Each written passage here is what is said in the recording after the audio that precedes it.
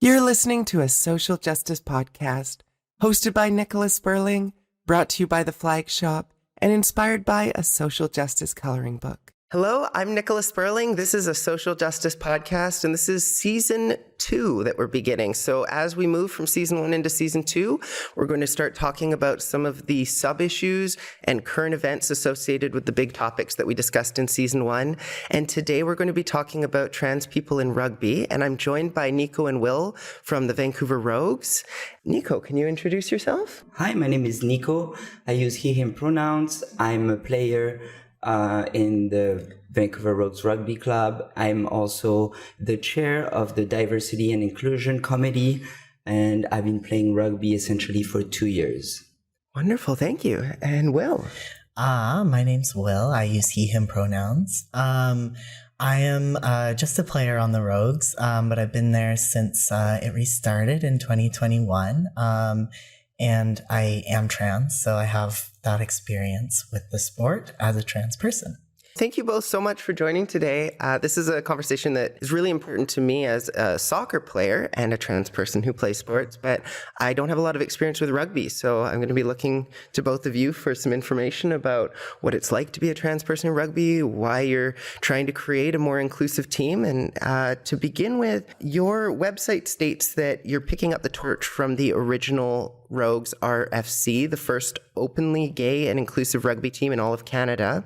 So why was it important for you to start making your team more inclusive of trans and non-binary people? Well, for me, it was a personal thing, really. I joined it quite reluctantly, and I kind of just fell headfirst into rugby and realized that it was a really wonderful sport, a really fun sport. It really has like such a great social and community aspect to it. It's really good for building friendships and relationships, like with your team and also like across teams. And it's also, the physicality of it was so good for me, as like I was like a year into my transition. I'd gone through a lot of physical changes, and it really felt like coming back into my body, like doing rugby. And I really would love for other trans people to be able to have these kinds of experiences with the sport. So I think that for me, it's kind of a wanting to like share that with other trans people, and also to have other trans people around. Mm-hmm. That's a community. Yes. Mm-hmm. Wonderful. And Nico, did you have some thoughts on this? Of course. I mean, for me, making our team inclusive was really important because I moved to Canada. I'm from France originally. I moved to Canada in 2011, and I came out about 3-4 years after as a gay man, and I started essentially running at the Vancouver Front Runners, which is an inclusive running club, and then I joined Out for Kicks, the soccer club, which we play on together. Yes, I think this year was my 8th season. Wow. I believe, and I just experienced sport in a different way. I love sports, and I don't think I've always loved sports, and I don't know if it was because of the game itself or if it was the culture specifically. I remember instances when I was a kid where I was like, I don't want to play soccer anymore. I'm done. And I don't think it was because of the sport, because I was fairly good at it. But I think there was something that was like preventing me from really having fun playing the sport. And so when I joined Out for Kicks, I realized like, oh my God, like this is a lot of fun. People are amazing. People are respectful. People are kind. People are loving, and it really inspired me to be that person within the sport. I've also played in more competitive leagues in Vancouver, in Burnaby, and playing against other teams that don't have necessarily that inclusive aspect is sometimes challenging because they don't necessarily get it. So with the Rogues restarting about 2 years ago, I felt that sense of welcoming, and really tackling that inclusive piece was really important for me.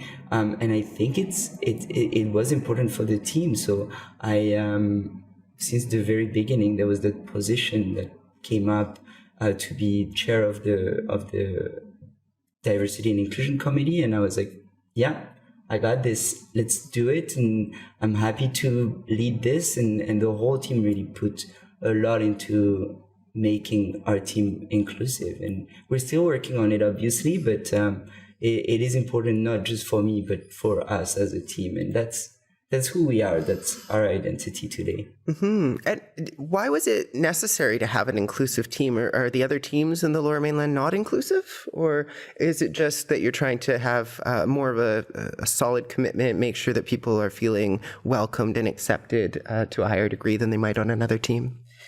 So for me, I've had like wonderful experiences playing in the BCRU, like a lot of really nice times with the other teams.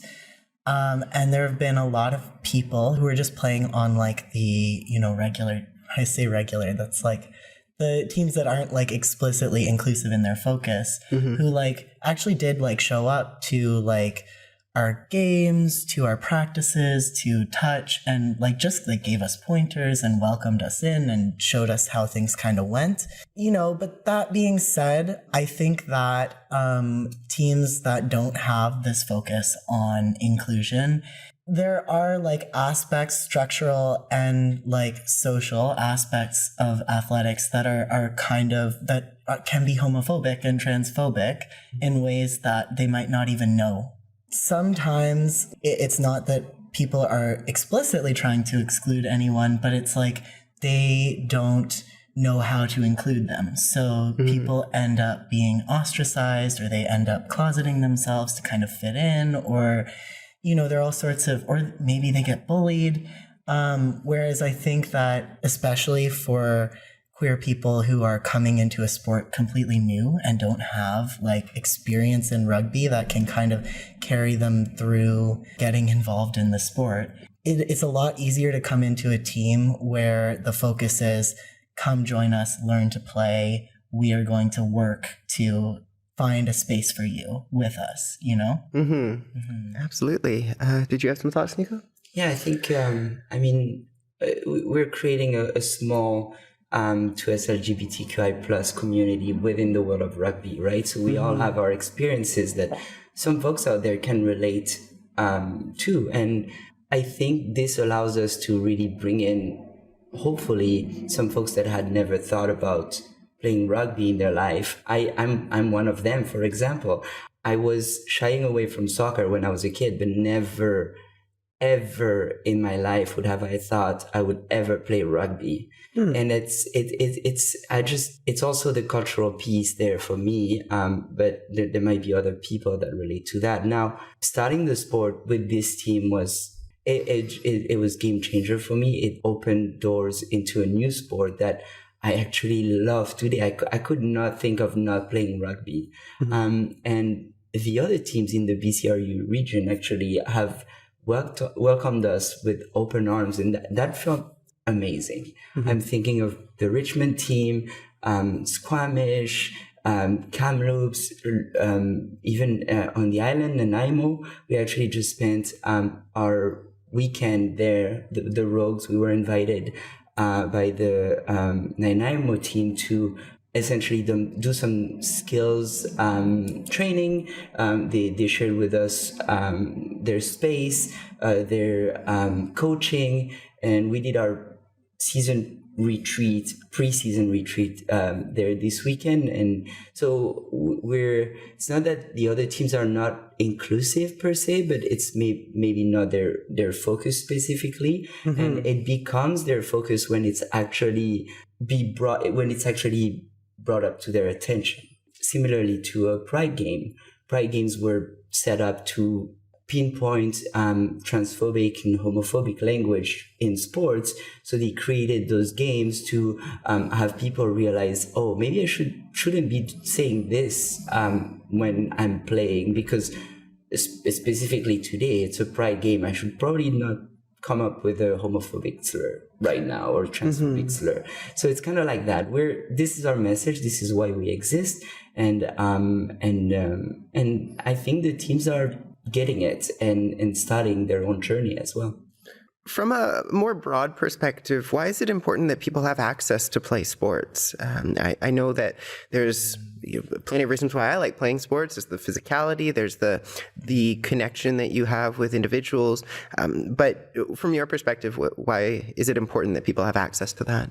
Well, I mean, from my perspective, like I came into this sport, feeling very like disconnected from my body, and in the process of like forcing myself to kind of learn, a new sport, not late, but like later than, on average, like you start sports when you're a kid usually. Maybe that's not true anymore, but I do think like having access to sports, they have mental health benefits, they connect you to a community. There's like the fitness aspect, which will serve you in your life more generally. It will make you feel just a bit better. Usually, I think, like if I have a couple runarounds in a week, I will feel better, and I will like my mood will be better. All that stuff. Mm-hmm. And there's this like larger thing that is, I think, a feeling of like social acceptance that like a sport can give someone, and I think that queer people in particular are denied this. And so when we get access to it, it's especially good for us, I think, when you're going through your life feeling like alienated day to day, and then you like turn up and you like get to like work with a bunch of other people who want you around on a shared goal and celebrate it afterwards. I think that that's like a hugely positive thing for a queer person to experience. And so that is why I think it's such an important thing more broadly. Right. Mm-hmm. Did you want to add to that as well? Yeah, I mean, I definitely echo Will with the fitness aspect, the social aspect. And I think when you play sports, and specifically in a community environment, there's work that needs to be done within that community, and setting up practices or organizing events, just like we did this past weekend. There's a lot of work that goes into that, and I think it gives people opportunities also to step up in their life and get a sense of what being a leader is. And it doesn't need to be this big task of being the leader of the group, but just taking initiative and taking on some of the tasks and responsibilize people in managing other people, but also managing tasks that need to really to keep the club alive. Just that, we need a lot of resources to make our club being able to function. And I think practicing this and being in the community as well, where you can ask other clubs or other partners that are able to help you with where you're at and bring you up. To me, it's really important, and have that opportunity to grow as a human, not specifically just in the fitness aspect or social aspect, but in the interactivity with how a club functions. Might give some people ideas to start their own company, maybe. So that, to me, is important. From my understanding, your team falls under the Mariloma Club. Are they, I guess maybe you can explain what the Mariloma Club is, and are they allies in your mission of fighting racism, transphobia, and homophobia? I just want to say this, kind of very baldly outright. They've given us a home, really. Mm-hmm. It's a really big thing to have access to a field, a clubhouse, funding, equipment. There's also they have expertise on actually running a rugby club, because there's stuff that goes into if you need to you have an away game, you need to travel. If you do, there's all this stuff that goes into going to games, having practices, and having their infrastructure as a foundation for us just gives us so much more room to grow and to reach out to the queer community and to do other things, right? We don't have to be fighting for survival. We have this support. So yes, I would say the Lomas are definitely our allies. And also, they come to our practices, they come to our games, they come to our team events sometimes, and they Some of them march with us in the Pride Parade. There are definitely some people at the club that I would consider, good friends too. So yes, I will say I think they are our allies for sure. Wonderful. And that sounds a little different from what I'm used to in soccer. We play with Metro Women's Soccer League. We have a team there, and we recently had to figure out how to run it ourselves. And it doesn't sound like there was as much support as what you have with Maraloma Club. And maybe that's because it's a club as opposed to a league. Yeah, the Maralomas are they're quite an old club in the context of Vancouver, 1920s, and they do a variety of different sports. Basically, their whole thing, I don't know how articulate I am being here, but their thing is that they are fielding teams to play against other clubs, whereas I think a league is kind of just overseeing the teams themselves, right?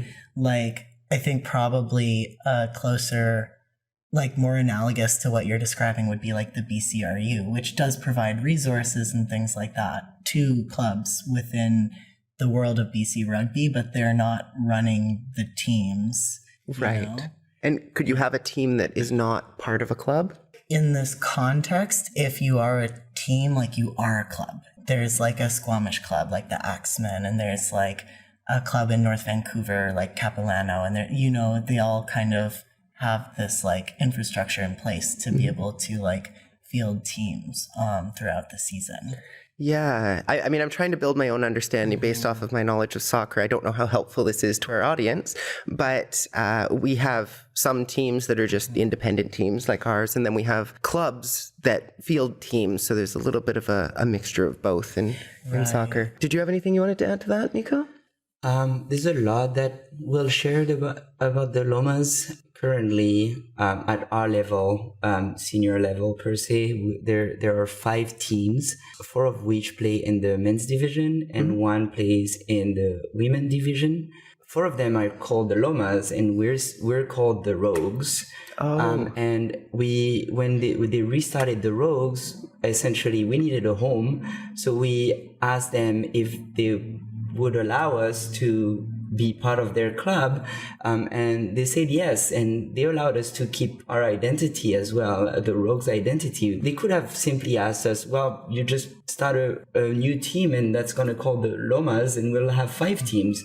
And no, they actually were supportive of our mission and the vision also for our team, and they allowed us to play under their umbrella. We're their sibling. We're absolutely equal, and we share resources. We share support, and they're absolutely amazing, and we're very thankful for having them. Definitely.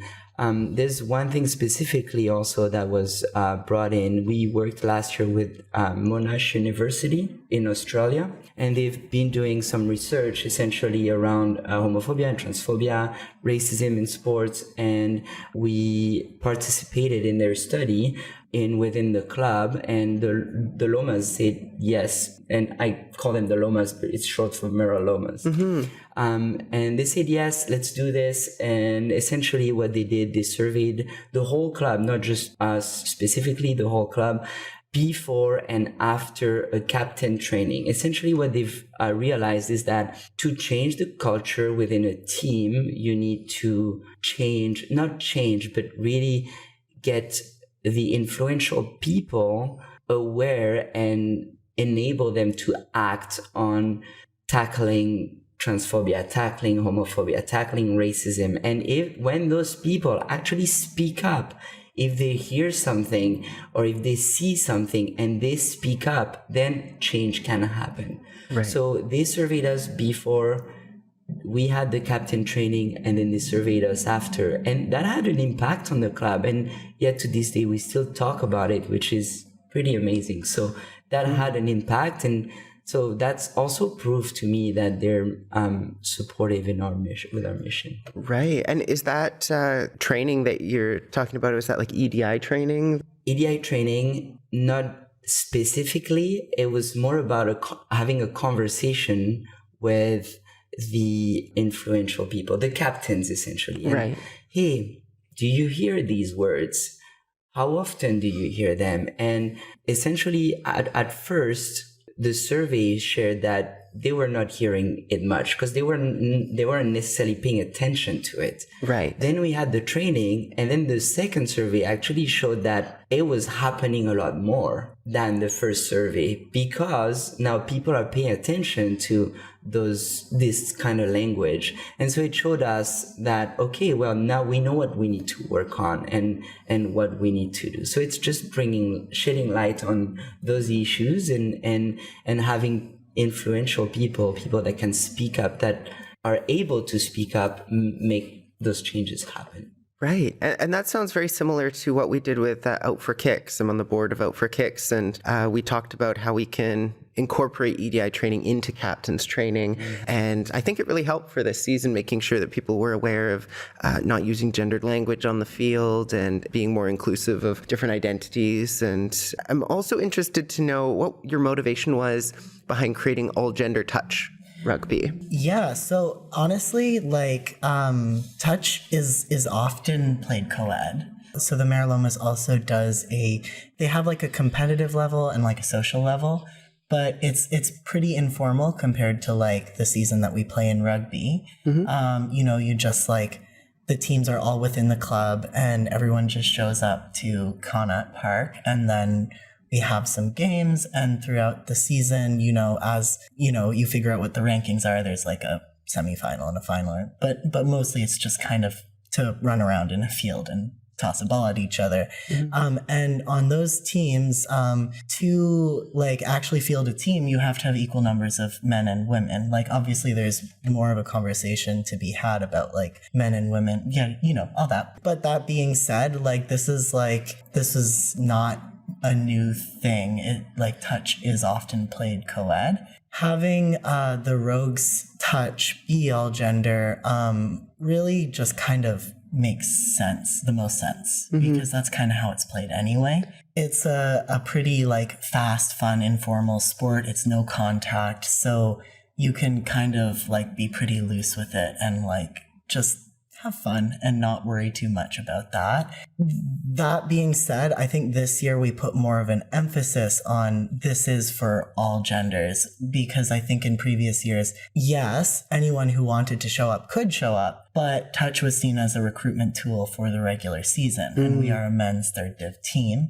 So it would sort of like select out the people who don't identify as men, essentially. Basically what that comes down to is like, really, the more the merrier. Like it's more fun to have different kinds of people, all different kinds of people coming to your events and like sharing their perspectives and their style of play and their experiences. It makes for a more interesting time. It kind of changed the tone of it a little this year. It felt, I wouldn't be able to put my finger on it quite, but it was calmer, and yeah, I don't know. I really enjoyed it. So I think it was a positive change for us. I think that it made us better, stronger as a team to have that focus. Right. And do you find that it's challenging to have a quota system where you have to have equal members of each gender if you're trying to have an all-gender team? Like, what happens when you bring a non-binary person in? How does that affect the split? Yeah, it's challenging. So for one thing, I feel like this is like a common struggle for like teams that like have like quotas for like genders. Which is that there's like a real struggle to get enough women. I don't know why. Well, I do kind of know why. Like, I don't think we prioritize women's athletics the same way we prioritize We have the same problem in soccer, yeah. Yeah, right? So you'll have this like struggle where like you have a bunch of men, and so the men all have subs, and the women are stuck playing for like, ever and ever and ever, and you're like, oh my God, I'm so sorry. You're heroes, but like, I'm so sorry. But also, like we did have a non-binary person on our team in the Lomas Touch League, and they just like chose like they went a specific way. I don't think we even had a conversation about it. It could just be they can sub in for either or sort of. Well, no, they just kind of like chose to be like one of the men matching players, and then we didn't. Oh, so you had to figure it out ahead of time. Yeah, that kind of puts them in because I think we would have been challenged on it, which is It's a tough situation to be in as a non-binary person. right? You go, I have to choose if I'm going to be a man or a woman today. And it's like, but I'm not either. I know, and that's the rough position that non-binary people are in sports in general, I think. It's kind of like the washroom discussion, right? You've got a men's washroom and a women's washroom, and you stand outside going, well, which one? Yeah. And that's something that I think, like, as time goes on, we're going to have to work out. Though I think a lot of that has to do with, like, a much larger problem, which is, like, maybe this is getting too deep into things, but a much larger problem, which is, like, this idea that there are, you know, men and women, and they don't play together and they can't play together. And we have to, like, very strictly police certain, like, biological markers, although, like, again, like, so often the science on this is kind of crap. But like you get an intersex person and suddenly is their testosterone too high? Or? In chaos. And the poor intersex person's in the middle, like, could I play my sport, please? Right. But yeah, I think that, like, that's, like, a much larger problem to do with this obsession that we have with splitting up sexes basically for sports. But I do see that it's kind of a rough position for them to be. Yeah, it's kind of the world that we've created now leaves people out in some ways. Did you have some opinions? I think to come back to your question about our iteration of touch that we've done on the Sundays, and that's the one specific for the Rogues. We still used it kind of as a recruitment tool, also to keep our fitness up throughout the summer, because the rugby season starts in September and ends around April. So May, June, July, August, we're there to have fun and meet new people and continue creating that community and foster our community as well. Invite friends of friends, and really getting to know new people and diversify our community, essentially. Actually, I was very happy to see how this end of the summer turned out, with the group of folks that stuck around, played touch with us throughout the summer, and are still there to this day, actually coming to our preseason practices. It's pretty fascinating. So essentially what we wanted is, like, come and join us, come and have fun, come play rugby with us. And if you like it, we'll find a space for you, because there is a space. We believe that there is a space for everyone in rugby. And with our structure within the Lomas, we'll find a way to have you play. And if it doesn't exist, let's look at creating it, essentially. That's what we're looking at right now. So touch being non-contact allows us to be a little more nimble. Now the season is about to start, so we'll see how that goes. And it's going to be a case by case, but we want to have our people stick around, because they're our people. It's our community, and we've built a little something over the summer. We've been building over the past 2 years. We want it to continue. I should clarify, actually, when I was talking about, like, quotas in, like, touch, like, the Rogue Sunday touch, there are no quotas or anything. People just are put on teams, usually based on trying to split up experienced and inexperienced players. Gotcha. Well, not split them up, intermingle them. My point was more that it is common in touch leagues for men and women to play on co-ed teams, and in fact it's often structured that way, with that in mind specifically. Right, and that would create some complications for non-binary people, perhaps in those type of situations. Absolutely. And I'm also curious about your regular league.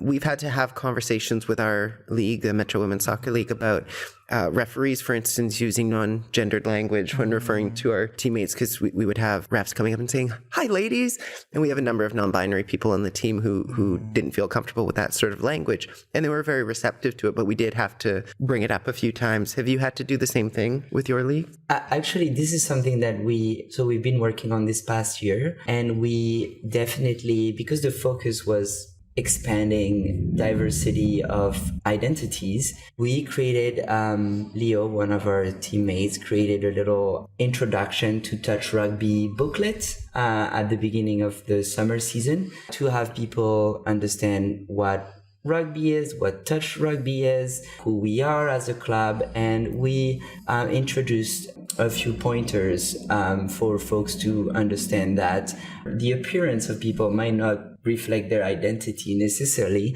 So really making an effort to use non-gendered language or inclusive language. Also offering or sharing your pronouns. We made this voluntary, but I do my best to always, when I introduce myself, share my pronouns. And really, if anyone sees or hears something, to like bring it up. And if they're not comfortable to have the conversation with the person, really sharing with someone who could take the person aside. And because if we have that ingrained in everybody's mind, then it would be easy to, work with each other, and we can focus on other things essentially. Yeah, I mean, I know from personal experience you do a great job of that, because there was someone who I'd played with last year in Out for Kicks who had started using different pronouns since I'd seen them last, and you very nicely sent me a message and said, just so you know, this person's pronouns are they, them now, and thank you for letting me know. And it's as simple as that, but it really requires that allies are doing their part to help educate. But for me, it's about modeling that piece so that people already feel like safe if they want to share with me their pronouns, and but technically you only need someone's name to be able to interact with them. And if you could even only use their name when you're talking about that person as well. And if you're unsure, you can use they, them. And I'm not sure where I was going with this, but essentially, it's about respectful interactions on the field. We're there to play soccer and fostering a great, or rugby, a great space for everyone to be comfortable. And that's where I was going with this. And if they want to share more, welcome them and really just open your arms to them, and they might need actually someone to because there's some something they're going through, or we're all friends, and that's the bottom line. Absolutely. Yeah. And coming over to you, Will, question is specifically related to your experience as a trans person playing rugby. What has that been like? Have you found people in general to be accepting, and the teams that you've played in to be inclusive? I know you sort of talked a little bit about it, but yeah, I think like at its core, like I've found the sport to be very friendly, and so for the most part, like I have not really had issues myself. People don't necessarily know that you're trans always either. Right? Like we sometimes get that passing privilege. Fly under the radar sometimes, and I never know whether I'm flying under the radar or whether not. But that being said, certainly in the context of like the team itself, like at some point, we all use the same change rooms and things like that. So even if I weren't pretty open about it with the team, which I think I was pretty open from the beginning, I think it was a known thing, people would know. And my experience was that generally people were very, very were not bothered by it. I think like the struggle, and you probably know this, the real struggle about being trans in these environments is that often people don't even know what they don't know. So things are just not set up for you. You know what I mean? Like there are like things that kind of just fall through the cracks, and you're like, oh no. Someone just hasn't thought about it. Yeah. And no one means to, but things just happen. But in general, it was a very positive experience for me. And it was an experience I really, really was looking for. I think when I joined the Rogues, I was looking to experience okay, what is it like to be in amongst queer men, because it was a new thing for me. And so coming into it, largely having these really wonderful connections and experiences was just really lovely. The teams that we play against, have often like gone out of their way to be friendly. They have often like gone the extra mile after the games and said hi and like tried to interact with us. And I think that this is like not just like a wonderful thing for a trans player coming in. I think also like for queer cis men, I think this is also like a very kind of meaningful thing in a way. So yeah, I'm not saying that it's all sunshine because it's not, but in general, it's been positive. Yeah. Yeah, I think that's kind of similar to my own experience as a trans person playing soccer. I commute a fair distance to play on an inclusive team. There are teams near where I live that I could play on, but none that are explicitly inclusive of trans people. And so to be able to go to a practice or a game and know that no one is bothered by me and know that they're not holding on to some unresolved feelings about me is really reassuring. Whereas I'm sure that I would probably be treated well on one of the teams locally, but there's always going to be that thought in the back of your mind, like, do they actually accept me? Because some things don't get said. Or if the team isn't paying attention to making sure that they're inclusive, then maybe there are those issues that are going to fall through the cracks, like you mentioned. And what actions have you been taking to protest the ban on trans women in rugby? I know that you marched in the Pride Parade this year, and I think that was a theme of your entry. Yeah, it was another person's idea. It was like his kind of brainchild. Essentially, what ended up happening was that we made this kind of move. It was kind of started by World Rugby, which is like the governing body for rugby, International Rugby Union, because there are different kinds of rugby. It's not worth getting into. But they came out with a ban in 2020, essentially, saying trans women cannot compete on a professional level in international rugby. And this actually, like, when I was like reading up on it, I was like, oh, this was kind of, in some ways, I'm sure it wasn't the beginning of like professional organizations going after trans women, but it was like an early one, right?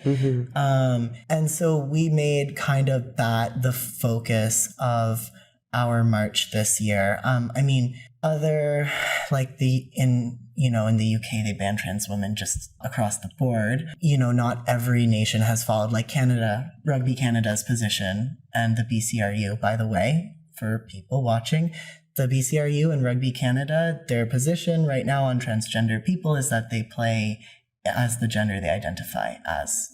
So what the gender that you identify as, that's the division that you go into. And there's no other requirements? I don't think so, no. Nope. Okay. No. That's very progressive of them. Yeah, well, like, not to crawl into the weeds, but we made that. So we decided to make that the focus of our Pride March this year.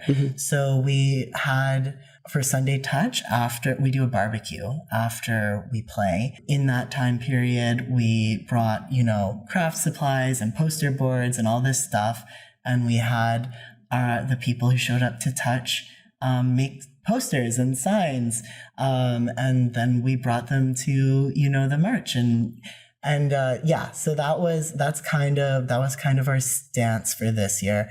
And I do think that it's an important one to take, even if it's 2 years late, although we didn't exist in 2020, to be fair to us. Right. Better late than never, for sure. Better late than never. And it was really wonderful to see people in the club really get into it and really buy into it and give their time and their creativity to making these posters and then showing up the day of the parade. And it was a long parade this year, I'm sure. It was a kilometer. Yeah. And it was very warm, and they showed up to the parade and they got super pumped and they were doing chants and, brought all this energy. And for me, it was hugely meaningful actually to see that, because sometimes you do wonder if people support you on the team, and it's nice to see that kind of expression of it. Do you feel that England's rugby football union's decision to ban trans people, or trans women specifically, from playing women's contact rugby has affected the general population's attitudes towards trans and non-binary people in rugby or in sports in general? I think anytime any organization comes out with something like this, yes. First of all, there's just the individual harm of telling someone, this community that is hugely meaningful to you, you're dangerous and bad and you don't get to go here. I think that's horrible and should never ever happen. And it makes me angry to even think about it. But I think like on a larger level, when an organization does this, what it says to the general population and to people who might be quietly thinking to themselves, oh, I don't like those trans people very much, is, okay, now you're empowered to like, you know, police like people that you think don't look the way they should look who are in your spaces. Okay, you can turn up to a track meet in Kelowna and harass some poor girl who's just trying to like run a race or whatever, you know. So which actually happened for the audience who doesn't know. Which I think is like inherently a like violent and dangerous thing to do, not just to trans and non-binary people, but to people in general, to anyone who doesn't look the way someone thinks they should look, or talk or act or whatever. You know what I mean?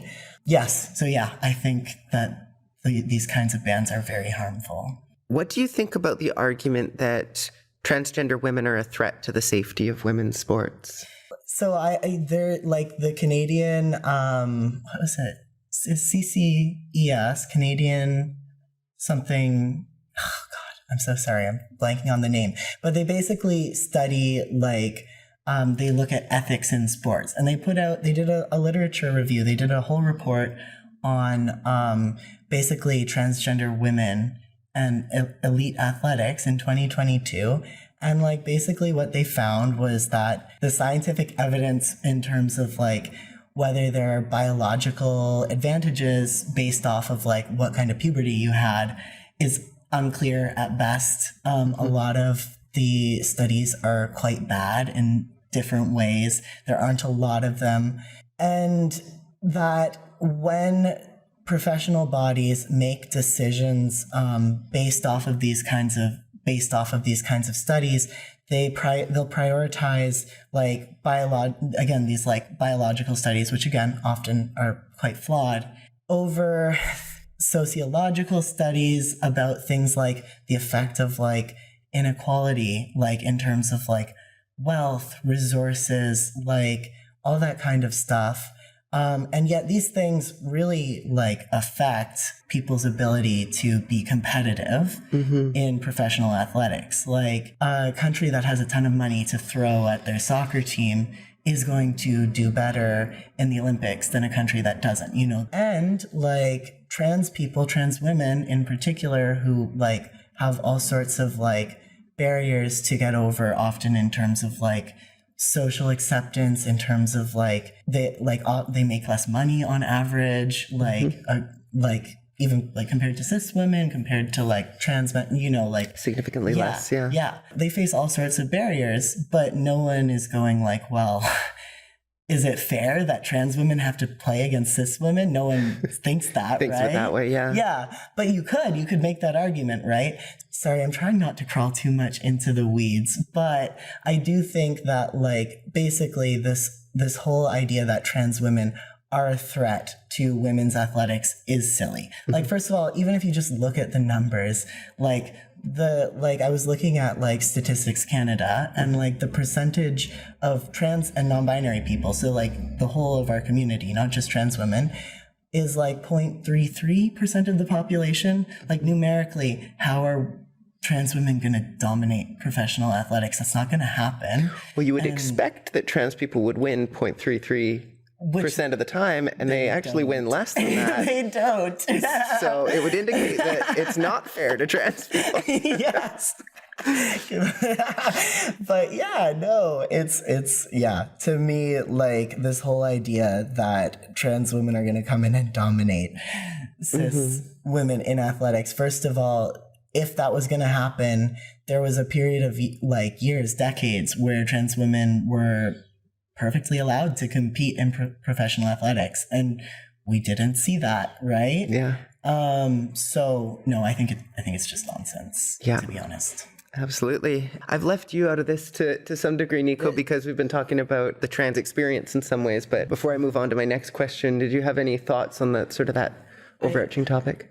I think in sports in general, there is definitely a need for better education in general, and also high quality research to be shared with organizations to really kind of disrupt or challenge those gender norms to be more inclusive. I don't think we should essentially sanction a group of people and put them on the sideline. We should look at opportunities and options and what can we do? Like we have this challenge, so let's put the resources to be able to figure out a solution, because I think we can do that. And I'm just, thinking of my friends. I wouldn't want my friends to not be able to compete at a high level if they were great. I have a lot of great friends, and if they have the opportunity to go and compete, I wouldn't want them to be prevented from doing that. That would hurt me. And that's essentially part of the reason why this topic is dear to my heart, because I have a lot of trans friends and I wouldn't want them to be put on the sideline. I want them to be with me, and I want them to even succeed more than me. So You've talked about how your team is a men's team for regular season. Are you looking at potentially introducing a women's team as well to your league or your club? I would love that. I mean, I want to preface this by saying I have no control over this because I'm a player. Right. But for me, one of the things about Touch this summer being everyone come join is because if people who don't identify as men and would feel more comfortable playing in a women's division, if they were if we got enough of them sticking around, then maybe we could maybe first you start off with a 7 side, because there's something called sevens basically. 7v7. It's actually a very exciting game because it's the same size as a regular rugby field. Oh wow. Only 7 to a side, so it's just a lot of running and it's very fast paced. Maybe we could have a sevens team that went to tournaments, and then and so on and so on and so on. It's really a numbers thing and a resources thing. But for me, that's kind of the dream, because then we could accommodate even more of the community, right? Because, not everyone wants to play men's div. And it would be great to have spaces for them too, right? There's so much that's possible. And that's why right now we're building something that we don't even know what's going to happen in the future. I look at Out for Kicks, for example, and this is the only reference that I have in inclusive sports I see today 240 members every year. They start, how did they start? There was the Gay Games in 1990 in Vancouver. They wanted to create a team to go and play soccer during the Gay Games. They did that, and today it became this huge league that has as I say, 240 members. So we restarted 2 years ago with one team. We brought 2 teams to the Bingham Cup, which is kind of the Gay Games of rugby, or the inclusive games. And what does the future look like? We don't know, but today we want to offer a space to everyone that wants and come and play rugby with us. As I mentioned earlier, the Merolomas have 5 teams in the senior category per se. And one of them plays in the women's division. So there are options offered to us right now. Now the future, we'll see. There's a talk apparently that was before my time even in Canada, that there was a Rogues women team. So I'm going to start digging into that because why not? Why not? Absolutely. And I guess further to that, I'm interested to know about the work that you're specifically doing on EDI and how you're addressing not just the gender aspect and the queer aspect, but also accessibility needs. So we've been existing for 2 years. I've been in this position of chairing the Diversity and Inclusion Committee for the past 2 years. We have really focused on skills and gender, specifically for the gender aspect. So as I mentioned earlier, we talked about pronouns, gender inclusive language. We're currently working on a change room guideline right now, because that is something that does not only affect trans people, it also affects some cis people, but specifically currently trans people are affected by that. And there's a big conversation about washrooms and change rooms nowadays. And so we want to make our space safe. And that we identified that this could be something that is needed in the future with bringing in more people. And we would love for this guideline to be for the whole club. And maybe some other clubs will want to use it as well, or take that and make their own. But so there was that on the gender aspect per se. With skills specifically, this is more the coaching staff that has taken this on. We've had an official head coach this past year, and they've been working with a group of people on what the next year looks like, because that's something that we've identified. I mean, at least by talking with other teams during the Bingham Cup, the gay games of rugby, or the inclusive games of rugby, a lot of teams that have been existing for longer than us are being challenged with this big experience gap between really experienced players to new people joining the team. So what they're doing this year is they've identified 3 groups. There's the very new people that just started the sport this year. There's what they call the sophomores, like the people that have been there for a couple years, 3 years, and that have gained enough experience to bring the new people to their level. And they're focusing not solely, but a lot on bringing the experienced level people to the next level. And within those experienced people, there's what they call player coaches that are essentially bringing the rest of the team up. So that's kind of their vision for the year, and we'll see how that goes. We might tweak it throughout the year and leave that to the experts, the coaches. But that's what we've been doing in terms of including new people, essentially. And touch is a big part. Like our summer touch is a big part of that. Like bringing, because, you know, with touch, very much the message is just come play with us, right? Just come. And so then once you have people there, you're like, okay, how do we make sure that people know enough to have fun, and the people who know how to play the game can like also still have a good time? And for that, like what we did was we ended up kind of mingling 7 minutes of touch, and then we do some drills, or we do like, so we did beginner hour basically from like 2 to 3. And that was just very much like the basics. And if anyone has any questions, they can ask them, but it's a lot of just like, here's how to do like the, you know, a pop pass. Here's how to run in a line. Here's where you need to be positioned to receive the ball, to be on defense. And for that, you know, you can kind of just break things down into like 3-on-2s or 2-on-1s, 3-on-4s, and basically get people thinking about how to run together with each other, how to, you know, pass while running, how to run onto a ball, all that sort of stuff.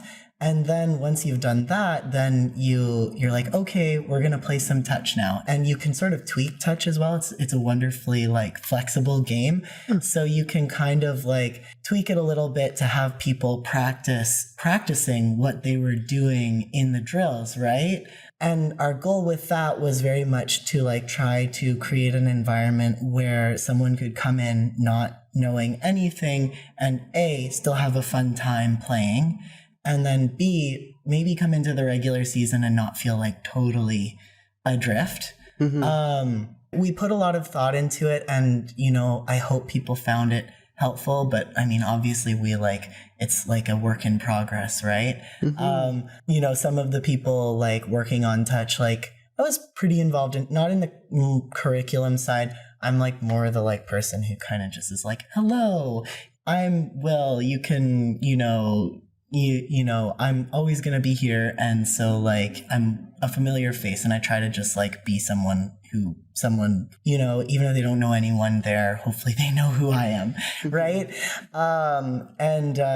You know, to be like, you know, when we're playing touch, to be like very like actively involved in like, okay, here's where you need to be right now. So-and-so get back, so-and-so go forward, you know, just kind of that kind of thing. Mostly because for me, I find that kind of stuff very helpful. Like I like it when someone is like this is where you need to be, and is very minute about it and is in my ear about it. And maybe I'm annoying. I hope not. But I do think that I was very proud of the work that I saw this year with the people who were trying to think over, okay, what are the fundamentals that people need to know to have fun playing this game, and how can we convey it in simple bite-sized ways that will still let people, also have a fun game as well. And so, yeah, that was kind of our thought process with that. As we're coming to the end of the podcast, one of the questions I always like to ask is, what can our audience do to help with an issue? So season 2, we're getting into some different issues. I don't know how well this question's going to play in all of these new episodes, but do you have ideas of things our audience can do if they want to help support trans people playing in sports or in rugby in particular? Well, okay, for starters, if there are people in our audience who play sports and are, not queer themselves, they can make sports a better place for queer people, trans people, non-binary people, really very easily, just by taking a bit of time to think over the issues and learn a little bit about it, and then apply that to their to the way they approach playing sports in their life. There's a lot that you can do by just being nice to someone, if someone shows up completely new and you just very nicely explain and non-judgmentally explain what's going on, that person will be much more likely to stick around, and it's very easy to do. I think over when I joined, there was someone on the team, straight guy, he'd been one of the original rogues, and it had been a meaningful thing for him. So he came when we started again. He came back, even though he was he cares a lot about his other club as well that he joined, coming out of the Rogues.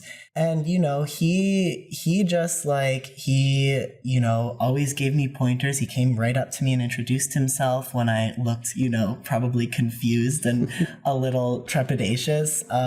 He actually his son is growing, so he gave me several pairs of soccer cleats that his son had outgrown, and rugby cleats, which just there's lots of ways that you can materially support queer people in a sports environment just by being a nice person and helping them stick around, right? So there's that. I think in the larger picture, it's not getting caught up in the panics about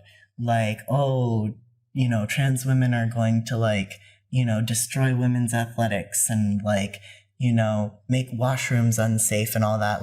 Don't buy into it when people show up and are protesting against trans people. Counter protest. There were people who tried to intimidate the Carousel Theatre this summer into not having a drag program for their youth camp. And so and they, a very small group of them, it was quite pathetic, showed up at the Carousel Theatre, and other people showed up to counter protest them. There are all sorts of things that you can do if you just know what's happening. Yeah. Great. And Nico? Yeah, I think I will echo what Will say. Taking action and really, whether it is educating yourself or listening and really acting on supporting. There's a lot of resources on the internet, whether it's for education or small clubs that need funding for even existing. There is a team of trans folks in the UK, I believe, who play rugby, and so really supporting people in the community in general, and looking for those. There's a lot of people that need support, and if you're acting in these meaningful ways, then there's a lot of goodness that you will be able to produce out of that, I think. Is there anything else that either of you want to add to the conversation before we wrap things up? First of all, I really want to thank you for having us. I'm really excited for this season, specifically after this summer, that just iteration of touch rugby has been so fruitful for us. And I want to acknowledge the people that set it up and supported setting up, and the team in general, the direction we're taking. We identified before last year's AGM, we identified as the gay inclusive team, but we're now the inclusive team. And I think that small shift is helping us expand and grow. And I took note of one thing that you shared earlier, and it's not the first time that we hear it, but really being explicit about the fact that we welcome trans and gender diverse folks at the Rogues Rugby Club is important. And I think now that we're setting up that safe space and on the cultural level, but also structural, I think it will be key to welcome everyone into our sport and our club. So I'm excited. And if you wanted, I don't know if you want to keep this, but you're always welcome to come and play rugby with us. Everybody is actually welcome to play. So if you're out there and you want to come and play with us, just go on our social. We're practicing twice a week on Tuesday nights and Thursday nights, and we play on the weekends. And we also wanted to thank you very much. We have a little present for you. Oh my gosh. We have some stickers, a little can or holder, and we also have a t-shirt for you. Oh my gosh, thank you so much. From the Rogues Rugby Club. It's amazing. I've never had this happen on a podcast before. Thank you. Thank you so much for having us. We really appreciate it. Yeah, well, I really appreciate both of you coming on the show and having this conversation with me. And I think it's going to be really interesting for our audience to learn about. We're hopefully going to tackle some misinformation about trans people in sports and hopefully get some more people interested in joining your league as well. And this has been an episode about trans people in rugby.